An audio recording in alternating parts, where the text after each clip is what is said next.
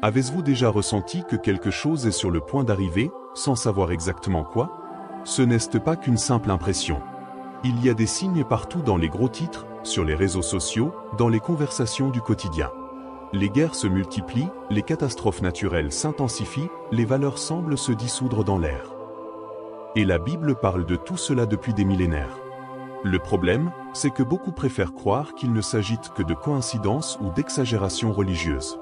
Mais si les prophéties bibliques étaient réellement en train de s'accomplir sous nos yeux, et que la plupart des gens étaient tout simplement trop distraits pour s'en rendre compte? Dans cette vidéo, nous allons plonger dans cette prophéties apocalyptiques toutes annoncées dans des passages comme Matthieu 24 et Luc 21 et montrer comment elles se relient à la réalité actuelle. Préparez-vous, car certaines de ces révélations pourraient bouleverser votre foi, votre vision du monde et peut-être même vos choix à partir d'aujourd'hui. Cela peut paraître alarmant, mais ce n'est pas une vidéo sur la peur. C'est une vidéo sur le discernement, la clarté et l'espérance chrétienne, même lorsque tout semble s'effondrer. Quand Jésus annonce dans Matthieu 24 que l'on entendra parler de guerre et de rumeurs de guerre, ce n'est pas une exagération. Aujourd'hui, le monde entier ressemble à une poudrière prête à exploser. L'Ukraine est en guerre, le Moyen-Orient est en ébullition, les tensions montent en mer de Chine méridionale, on dirait que les journaux récitent des versets bibliques sans le savoir. Et le plus grave, ces guerres ne sont pas seulement territoriales. Elles sont aussi idéologiques, technologiques et spirituelles. Nous vivons une époque où la guerre s'est infiltrée jusque dans les clics. La cyberguerre redéfinit les champs de bataille, et le chaos n'a plus besoin de temps qu'il suffit d'un code malveillant et d'une connexion instable. Cela accomplit non seulement les prophéties bibliques, mais révèle aussi à quel point l'humanité s'est éloignée du plan de paix de Dieu. Dans cette crise spirituelle, la foi apparaît comme l'un des derniers bastions de stabilité. Mais la tension est palpable. Littéralement. Ce n'est pas un hasard si ces prophéties bibliques reviennent au centre des débats. Même ceux qui n'ont jamais ouvert une Bible commencent à se demander si la fin des temps ne serait pas à notre porte. Le problème, c'est que beaucoup traitent encore tout cela comme une fiction ou une théorie du complot. Mais les Écritures ne parlent pas d'hypothèses, elles parlent d'une réalité spirituelle, marquée par des signes visibles et invisibles. Et les conflits ne sont que le début. Si vous voulez vraiment comprendre ce qui se passe dans le monde, commencez par comparer les actualités avec Matthieu 24 et Luc 21.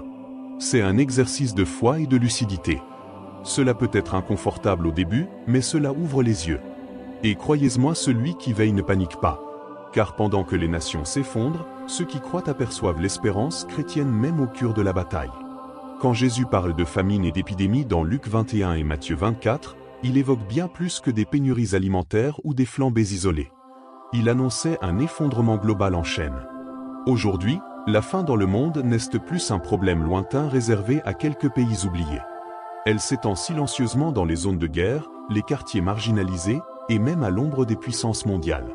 Cette insécurité alimentaire, qui touche des millions de personnes, n'est pas seulement due à un manque de ressources. Elle résulte d'une équation perverse: conflits armés, changement climatique, gaspillage massif et inégalité de distribution. Tandis que certains vivent dans l'abondance, d'autres meurent le ventre vide. C'est aussi cela, l'iniquité. Et la Bible nous avertit qu'elle augmentera à la fin des temps. Et que dire des pandémies? Ceux qui croyaient encore que la Bible exagérait ont été brutalement réveillés par la Covid-19. Mais ce n'était que la partie émergée de l'iceberg. Aujourd'hui, nous faisons face à des variants résistants, des superbactéries, et même à la menace du bioterrorisme. Tout cela crie que les jours sont mauvais. Et contrairement à ce que pensent certains, ces crises ne sont pas uniquement biologiques, elles révèlent aussi le vide de l'âme humaine, la fragilité des systèmes, et l'urgence d'une espérance chrétienne. Un conseil pratique? N'attendez pas la prochaine crise pour vous tourner vers Dieu. Commencez aujourd'hui. Priez avec plus de profondeur. Lisez Matthieu 24 avec attention. Réfléchissez à comment être une réponse dans un monde saturé de problèmes. Oui, les prophéties s'accomplissent. Mais celui qui a la foi vit différemment. Tandis que le monde panique, le chrétien qui discerne les signes apocalyptiques trouve une direction et une paix. Avez-vous remarqué à quel point les catastrophes naturelles deviennent de plus en plus intenses, fréquentes et imprévisibles?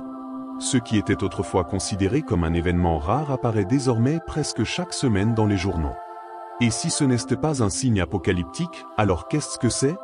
Jésus a dit dans Luc 21 qu'il y aurait des tremblements de terre en divers lieux, ainsi que des signes terrifiants dans le ciel et sur la terre.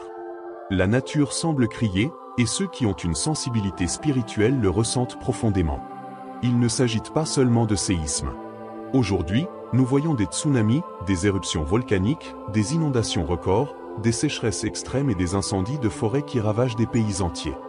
Beaucoup tentent d'expliquer tout cela uniquement par le réchauffement climatique, mais ceux qui connaissent les prophéties bibliques perçoivent une réalité plus profonde. Le monde naturel est en convulsion, reflet du déclin moral et de la crise spirituelle de l'humanité. Chaque secousse de la terre nous rappelle que rien ici-bas n'est permanent. Et si vous avez déjà traversé une tempête, qu'elle soit physique ou émotionnelle, vous savez de quoi je parle. Mais au lieu de vivre dans la peur, l'invitation est tout autre veillée. Soyez attentifs aux signes, cherchez la compréhension dans des textes comme Matthieu 24, et fortifiez votre foi au lieu de la nourrir d'anxiété. Le chaos peut venir, mais il ne triomphe pas de celui qui est enraciné dans le roc. Commencez par des gestes simples, accordez chaque jour un moment de silence, de prière et de connexion avec Dieu. Observez la création avec des yeux spirituels. Lors de la prochaine catastrophe naturelle, vous ne verrez pas seulement de la destruction, vous percevrez un avertissement. Non pas pour paniquer, mais pour aligner votre vie sur le ciel. Car les signes de la fin des temps ne sont pas une condamnation, ce sont un appel à revenir à l'essentiel. La Bible est très claire dans Matthieu 2412, parce que l'iniquité se sera accrue, l'amour du plus grand nombre se refroidira. Et c'est peut-être l'une des prophéties les plus visibles de notre époque. Nous vivons une ère de déclin moral si profond que beaucoup ne réalisent même plus l'ampleur de l'absurde. Violence gratuite, corruption banalisée, cynisme dans les relations humaines, c'est comme si le cœur collectif de l'humanité s'était figé. Famille brisée, amitié jetable, relations basées sur l'intérêt personnel. L'iniquité ne se manifeste pas seulement dans les grands crimes, mais aussi dans les petits gestes du quotidien, dans l'égoïsme, l'indifférence, l'incapacité à se mettre à la place de l'autre. Et cela ronge la société tout entière. Ce qui autrefois choquait ne provoque plus qu'un haussement d'épaules. Le refroidissement de l'amour se voit dans la manière dont nous traitons les autres, dans nos réponses sur les réseaux sociaux, et dans notre solitude croissante même au milieu de la foule. Mais il y a un secret caché, ici l'amour n'a pas disparu. Il dort simplement dans beaucoup de cœurs. Et savez-vous comment on le réveille? Par de petits gestes de compassion. Un appel inattendu, une demande de pardon, une aide silencieuse. Ces choses ont encore du pouvoir, surtout en temps de crise spirituelle. L'amour est un acte révolutionnaire dans un monde qui prône l'indifférence. Et c'est là que le chrétien peut faire toute la différence. Alors, si vous sentez votre cœur se refroidir, arrêtez-vous. Désactivez le pilote automatique. Lisez le sermon sur la montagne. Priez pour quelqu'un qui vous a blessé. Trouvez des moyens concrets de raviver la flamme. Car l'amour est plus qu'un sentiment, c'est un choix quotidien. Et à la fin des temps, ce choix devient urgent. Celui qui aime véritablement prouve qu'il porte encore un fragment du ciel en lui. Jésus a été très clair dans Matthieu 249, « Vous serez haïs de toutes les nations à cause de mon nom ». Et ce qui était une prophétie est aujourd'hui une réalité douloureuse pour des millions de chrétiens à travers le monde. Dans de nombreux pays, suivre le Christ revient pratiquement à signer sa condamnation à la prison, voire à la mort. Des églises sont incendiées, les cultes sont interdits, et porter une Bible suffit pour être traité en criminel. La persécution des chrétiens est bien réelle et elle ne se limite pas aux terres lointaines. En Afrique et en Asie, des communautés entières sont attaquées à cause de leur foi. Des pasteurs disparaissent. Des jeunes sont contraints de renier Jésus sous menace. Mais ce qui choque le plus, c'est que même en Occident, là où la liberté religieuse est garantie, la pression idéologique augmente. Affirmez publiquement que vous êtes chrétien, et vous serez vite catalogué comme rétrograde, intolérant ou problématique. Le nom de Jésus, autrefois vénéré, dérange désormais. Et cela aussi, c'est prophétique. La persécution ici est plus subtile, mais tout aussi dangereuse. Cancel culture, moquerie, mise à l'écart social, tout cela forme une atmosphère d'hostilité déguisée. Et si vous ne l'avez jamais ressenti, c'est peut-être un signal d'alerte. Pas parce qu'il faut se cacher, mais parce que, peut-être, nous nous sommes tus par peur. La fin des temps ne réclame pas notre silence, elle exige du courage, une foi active et un amour inébranlable. L'espérance chrétienne n'est précisément là où tout semble vouloir nous faire taire. Si vous êtes chrétien, préparez-vous. Affermissez votre foi par la prière, plongez dans la parole, entourez-vous de frères et sur qui vivent avec un but. Et si possible, lisez les récits de martyrs comme Richard Wurmbrand, vous comprendrez ce que signifie résister par amour. Car oui, l'Antéchrist doit encore venir, mais l'esprit de persécution est déjà là.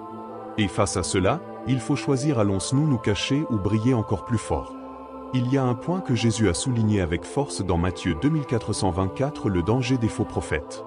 Il a dit qu'il accomplirait de grands signes et prodiges, au point de séduire, s'il était possible, même les élus.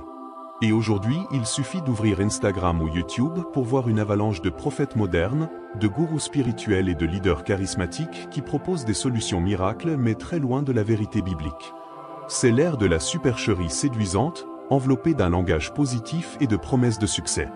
Ces faux enseignants ne viennent pas avec des cornes sur la tête, non. Ils parlent doucement, citent des versets hors contexte, promettent des bénédictions sans croix et vendent la spiritualité comme un produit de supermarché. Beaucoup tombent dans le piège, affamés d'espérance mais sans vigilance. Des sectes, des mouvements pseudo-spirituels et le courant New Age rassemblent des foules, y compris dans certaines églises qui ont cessé de prêcher la vérité. Et cela aussi fait partie de l'apostasie annoncée dans les prophéties bibliques. Le danger ne réside pas seulement chez ceux qui trompent, mais aussi chez ceux qui ne cherchent pas à discerner. Comment reconnaître un faux prophète si l'on ne connaît pas les Écritures? Le secret, c'est d'étudier la Bible en profondeur, de prier pour la sagesse, et de confronter tout enseignement à des passages comme ceux de Matthieu, Timothée ou Jean. Et surtout écouter le Saint-Esprit. Il pointe toujours vers Jésus, jamais vers l'ego gonflé d'un leader. C'est cela qui distingue le vrai du charlatan. Alors, méfiez-vous de tout message qui vous promet la gloire sans repentance, la bénédiction sans obéissance ou la puissance sans la croix. La vérité blesse parfois mais elle libère. Commencez à filtrer ce que vous consommez.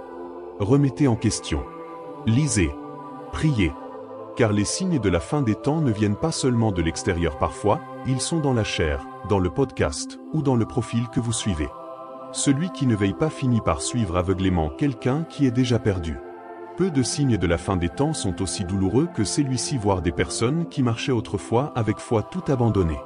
La grande apostasie, mentionnée dans 2 Thessaloniciens 2 et 1 Timothée 4, ne surgit pas du jour au lendemain. Elle s'infiltre lentement dans l'âme, comme une fuite invisible. Un détachement ici, une relativisation là jusqu'à ce que la foi ne soit plus qu'un vague souvenir d'un temps plus solide et plus sincère. Aujourd'hui, les églises sont vides, non pas faute de sièges, mais faute de conviction. Des prédications évitent de parler du péché, de peur de perdre en audience. Des communautés préfèrent être inclusives plutôt que fidèles à la vérité. Et alors, les prophéties bibliques s'accomplissent avec une ponctualité troublante. L'abandon de la foi se déguise en modernité, en liberté, en une nouvelle manière de croire qui, au fond, ne croit plus vraiment en rien. Cela ne veut pas dire que tout doute est un péché. Questionner fait partie du chemin. Mais il y a une grande différence entre douter avec un cœur ouvert et se rebeller contre tout ce qui est saint. L'esprit de l'apostasie ne cherche pas des réponses, il cherche des justifications pour s'éloigner de Dieu sans culpabilité. Et ainsi s'ouvre la voie à l'antéchrist, qui n'a pas besoin de détruire la foi, il lui suffit de remplacer le Christ par n'importe quoi d'autre, l'ego, l'idéologie, le confort, le pouvoir. Le remède? Restez enracinés. Revenez à l'essentiel. Lisez Matthieu 24 avec le cœur en feu. Repensez à ce qui vous a fait croire au début. Entourez-vous de personnes qui se battent encore pour la vérité. Et rappelez-vous, même dans la plus grande froideur spirituelle, l'Esprit de Dieu continue d'appeler. Il réveille. Il restaure. Car même lorsque beaucoup abandonnent, il reste un petit reste fidèle qui ne plie pas le genou. Et peut-être vous en faites partie. Maintenant que vous connaissez ces 7 prophéties bibliques qui s'accomplissent sous nos yeux, la question est: qu'allez-vous faire de tout cela? Continuer à vivre en mode automatique, comme si de rien n'était? Ou entendre cet appel divin et réaligner votre vie sur ce qui compte vraiment? La fin des temps n'est pas un piège que Dieu a tendu, c'est un avertissement rempli d'amour et d'urgence. Réfléchissez, votre foi bat-elle encore avec la même intensité qu'avant? Reconnaissez-vous les signes apocalyptiques, ou bien les distractions du quotidien ont-elles obscurci vos yeux spirituels? Peut-être que le moment est venu de réévaluer vos priorités, de raviver votre communion avec Dieu, et de vous préparer non pas dans la peur, mais dans l'espérance. Car oui, malgré tout, il existe encore une espérance chrétienne pour ceux qui choisissent de marcher avec Jésus. N'attendez pas les tremblements de terre, les guerres ou les pandémies pour chercher la présence de Dieu. Commencez maintenant, là où vous êtes. Un pas de foi, une prière sincère, une décision de revenir ou d'aller plus loin. Car quand tout cela sera passé, seul subsistera ce qui aura été construit sur le roc. Et ce roc a un nom: Christ.